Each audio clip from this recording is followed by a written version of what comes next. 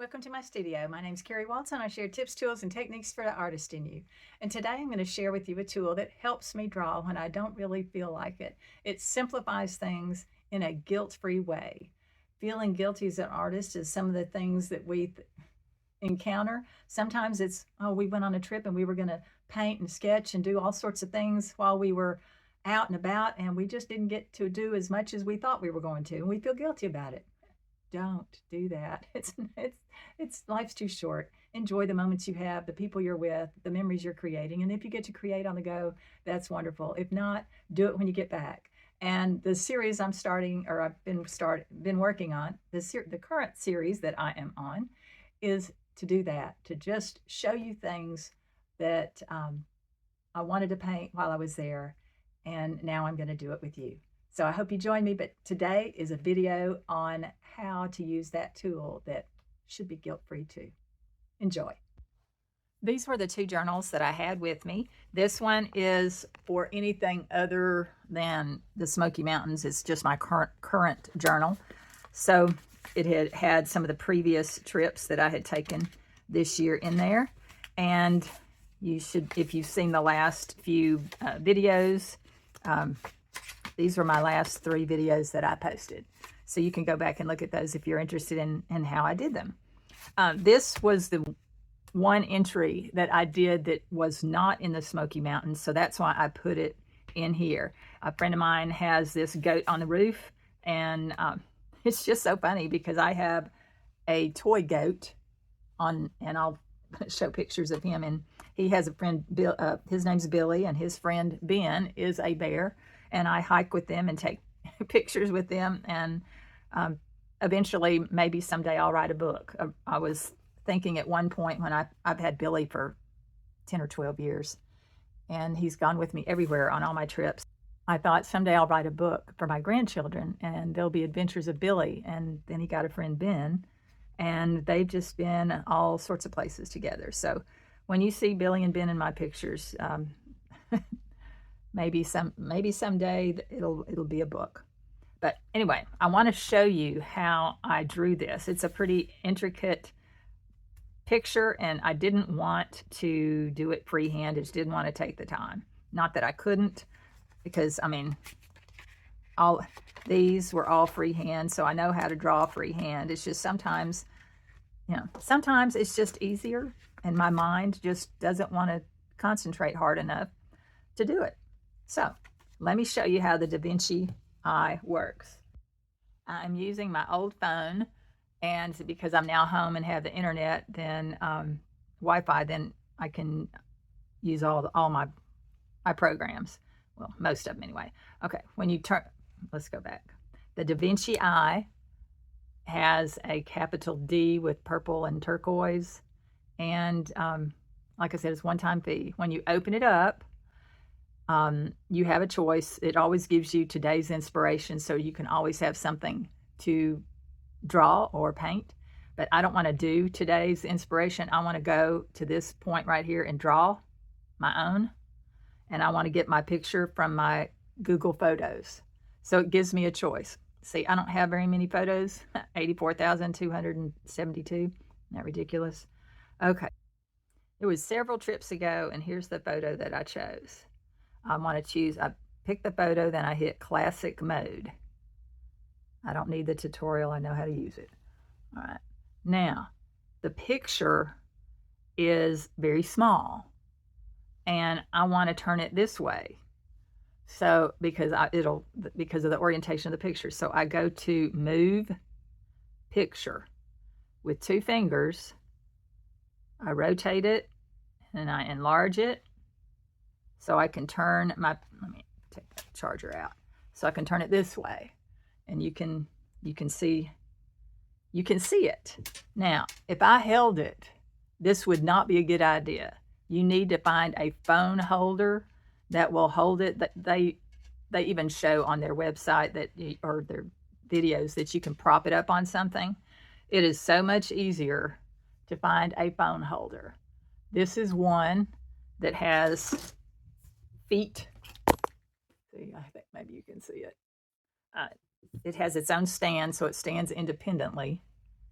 and you want to connect it to where you can see, where you can see the top of your phone. I've got to be able to see, I look through my phone, see my hand? I've got to be able to see position my eyes where I can see here. So now that I find what I need, I've got to tighten up. Oops, I think it all got loosened up when I traveled. Time out. Let me tighten that up. There we go. All right, try that again. Okay. Now, I have it where I can see the picture I want to draw in my hand. Now what you have to do is put the paper that you want down below. I'm just going to get an index card just to show you how it works.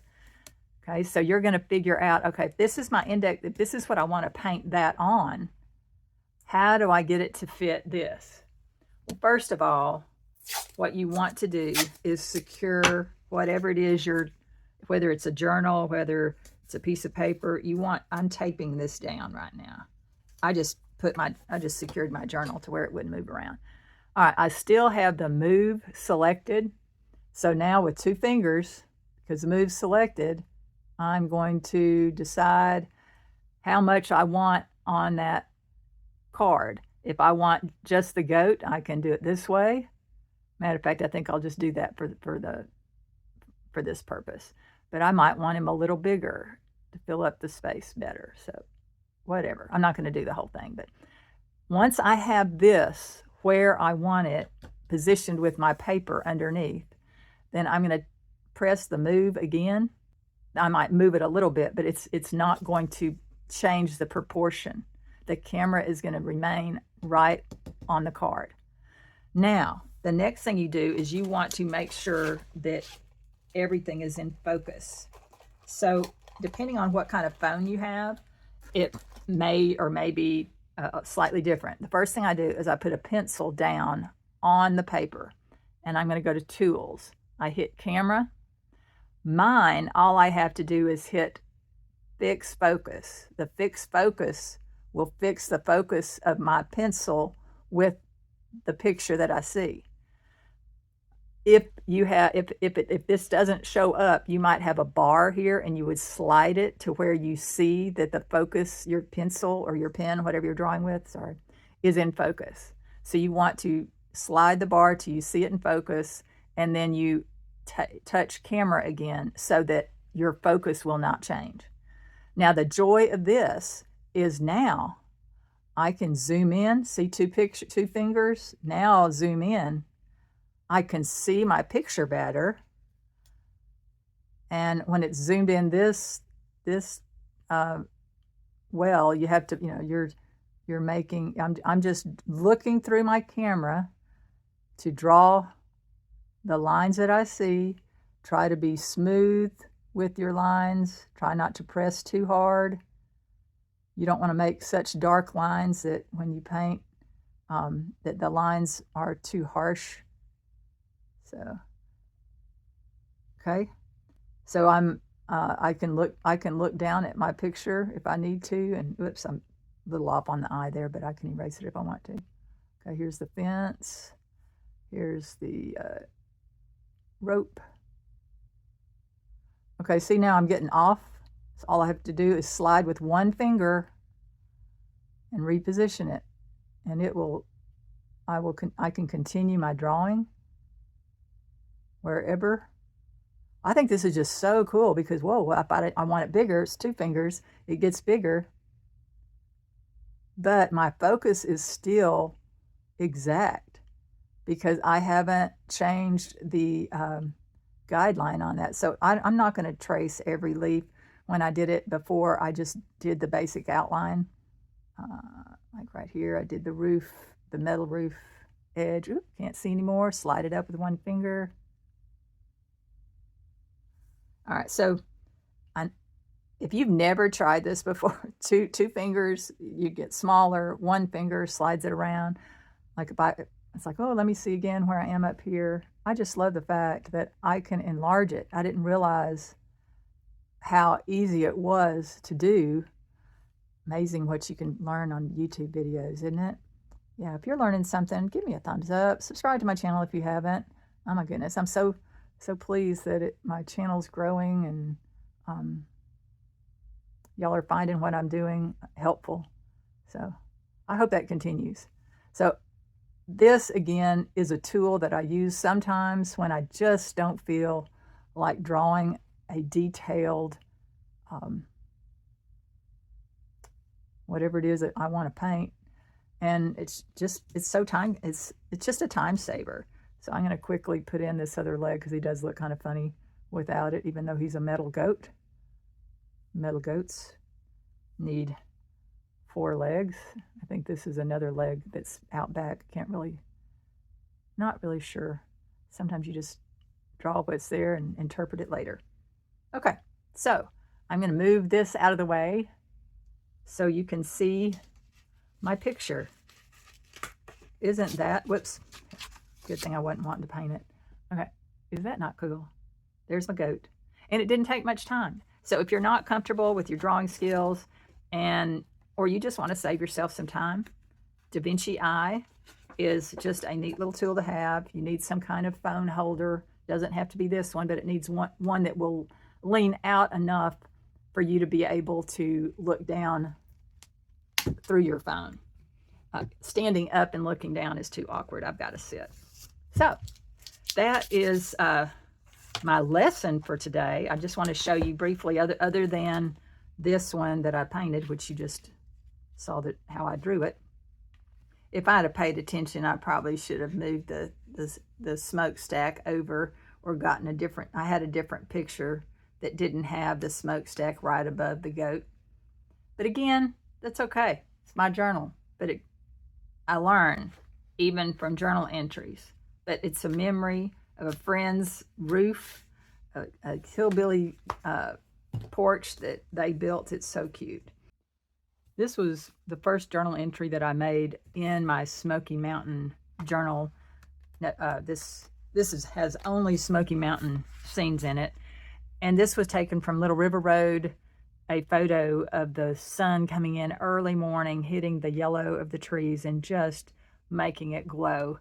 And I did not video this as I did it, but if you're interested in, say, oh yes, please do something like that, then I'll try to come back and do something similar.